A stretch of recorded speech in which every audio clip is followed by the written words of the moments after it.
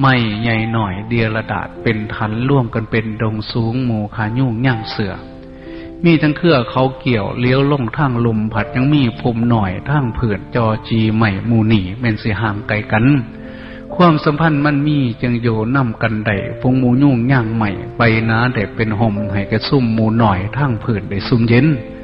พวกหมู่น้อยก็คือดังเดียวกันได้ร่วมกันปกคุ้มให้ซุ่มเย็นทั้งเหงาให้แกลูกโคเถามหันโตต้นใหญ่มีชีวิตอยู่ได้สบายบางดังกันสังคมคนเฮานั่นก็คือดังเดียวกัน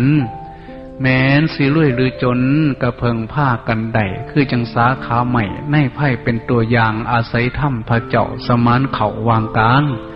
แม่นสิทุกข์ยากให้เฮาหักแม่นน้ำค้นแม่นสิรวยหรือจนก็เพิงผ้ากันไหวคือจังเหือฆ่าแก่เกียนเห็นให้เกียนแก่คำกล่าวเหล่านี้เป็นคำกล่าวที่เขียนไว้ปะทะ